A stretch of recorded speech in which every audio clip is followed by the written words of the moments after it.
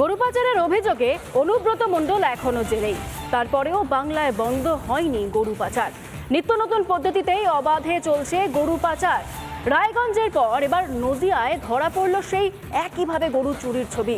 শিলিগুড়িতে উঠল গরু চুরির অভিযোগ। তবে বিষয়টি নিয়ে মোটেও নিরবিচ্ছিন্ন ঘটনা বলে মানতে রাজি নন শান্তিপুর গোমাতা রক্ষা কমিটির সদস্য সঞ্জয় কর। তিনি বলেন যে এ ধরনের অপরাধ শান্তিপুরের 4টি ঘটেছে। গরু পাচারের অভিযোগে বীরভূমের তৃণমূলের জেলা প্রেসিডেন্ট তিনি এখনো রয়েছে তিহার জেলে। আর রাতের অন্ধকারে এই ধরনের গরুগুলো বেমালুম পাচার হয়ে যাচ্ছে নদিয়ার ভারত বাংলাদেশ সীমান্তবর্তী এলাকা শান্তিপুর থেকে। রাতের অন্ধকার নদিয়ার শান্তিপুরের সূত্রাগড় জয় নিতাইয়ের মোড়ে হঠাৎই এসে দাঁড়ালো একটি সাদা গাড়ি। রাস্তার ধারে দাঁড়িয়ে থাকা 3টি গরু তুলে নিয়ে চম্পট দিল গাড়িটি। সিসিটিভিতে ধরা পড়ল সেই ছবি। স্থানীয় বাসিন্দা বাসুদেব বিশ্বাস ঢিল মেরে গাড়িটিকে আটকানোর চেষ্টা করেও ব্যর্থ হন। শান্তিপুর থানার টহলরত গাড়িকে দেখতে পেয়ে পুরো ঘটনা জানান তিনি। পুলিশও ব্যর্থ হয় গরু চোরদের পাকড়াও করতে। স্থানীয় এক ব্যক্তির বাড়ির সিসি ক্যামেরার ফুটেজ শান্তিপুর থানায় জমা দেন এলাকাবাসী। একটা গাড়ি নিয়ে এসছে, বুলেরো গাড়ি। সেই গাড়িতে তোমার গোটা 3 গরু আমরা নিজের চোখে দেখলাম তুলছে, ঠিক আছে।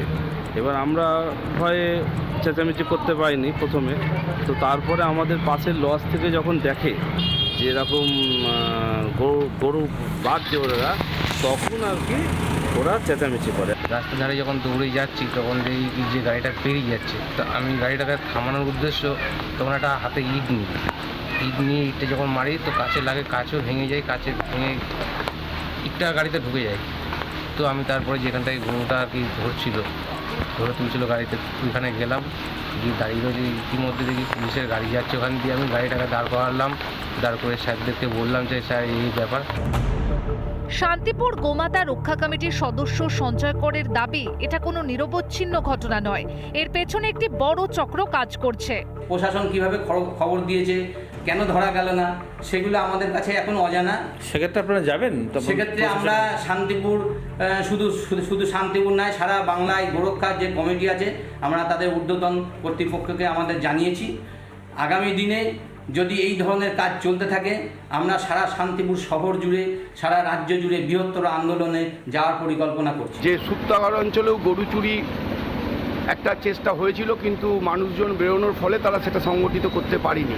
তাই এই ধরনের একটা চক্র গঠিত হয়েছে। আমরা প্রশাসনের কাছে অনুরোধ রাখব, প্রশাসন এই ব্যাপারে সজাগ দৃষ্টি রাখুক। এর আগেও রাতের অন্ধকারে রায়গঞ্জে পিকআপ ভ্যানে করে গরু চুরি, সেই ছবি ধরা পড়ে সিসি ক্যামেরায়। শুধু নদিয়া বা রায়গঞ্জ নয়, ফাঁসি দেওয়া ব্লকের বিভিন্ন গ্রাম থেকেও চুরি হচ্ছে গরু। অভিযোগ রাতের অন্ধকারে কাঁটা তারের বেড়া পার করে গরু পাচার করা হচ্ছে বাংলাদেশে। তো এগুলো নিরাপত্তা সিংহের যখন গরুর চুরি হয়েছিল তখন পুলিশকে কিন্তু দেওয়া হয়েছিল, ডায়েরি করা হয়েছিল। পুলিশ কিন্তু ইনকোয়ারিও করেনি। তা যখন পুলিশ ইনকোয়ারি করেনি, আমরা পুলিশের পর কী করে আস্থা রাখবো যে পাবলিককে কিভাবে দেখতেছে পুলিশ, এখন কার হয়ে ওরা কাজ করতেছে। তো আমাদের বক্তব্য এটা যেন পুলিশ তাড়াতাড়ি এই জিনিসটার ইমিডিয়েটলি ব্যবস্থা করে আর কি। এর আগে কলার ভেলায় করে গরু পাচার রুখে দিয়েছিল বিএসএফ।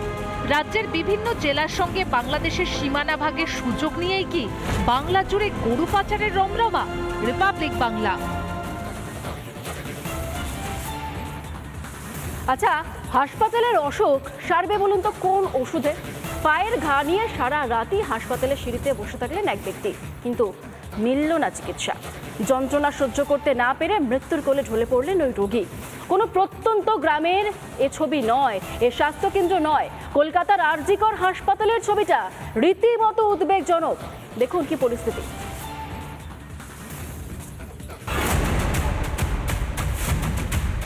টিচারের জন্য লাইনে দাঁড়িয়ে আছে। কোথায় লাইনে দাঁড়িয়ে আছি এখনো পাচ্ছি না।